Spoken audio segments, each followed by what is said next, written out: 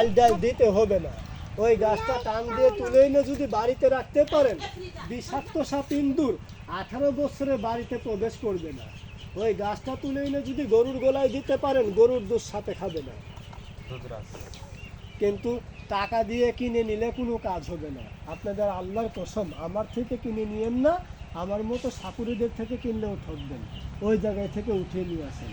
তবে আপনারা যদি অনুমতি দেন তাহলে আমি গাছটাকে চিনিয়ে দেবো। কি কোন বলবো, গাছে দাগ কাটবে না, কিন্তু টাকা দিয়ে কিনে নিলে কাজ হবে না। তুলে ব্যবহার করবে না। একটু বেড়ে এই যে একটু দেখা দেয়। আর একটা গাছ আছে, ওই যে ছোঁয়া লাগলে বুঝে যায়, লজ্জা পায়। চিনলেন না আপনারা? চৈতেমুরা। আর আমরা বলি লজ্জাপতি। এক দেশের গালি এক দেশের বলি।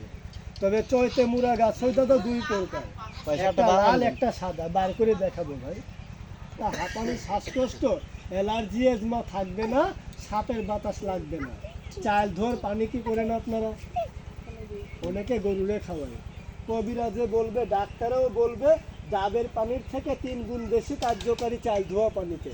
আজকে প্রথম ধোয়া, দ্বিতীয় ধোয়া পানি ফালাই দেন, রান্না করার যে পরিষ্কার পানিটা হয় এই রকম 250 গ্রামের 1 গ্লাস পানিতে ওই গাছ দুইটা একাত্র করে ডুবান। আল্লাহু সাফি আল্লাহু মাফি। এটা ঔষধ খাওয়ার দোয়া। আছে না নাই? 3 দিন 3 গ্লাস পানি খালি পেটে গাছটা চুবিয়ে খাইতে পারলে আল্লাহর রহমতে সাদা সেরাপ, ক্ষয়রোগ, শরীর দুর্বল, স্বপ্ন কুস্বপ্ন আল্লাহ ভালো করবে। ডায়াবেটিস, সুগার নিয়ন্ত্রণে থাকবে, জীবনে গ্যাস হবে না।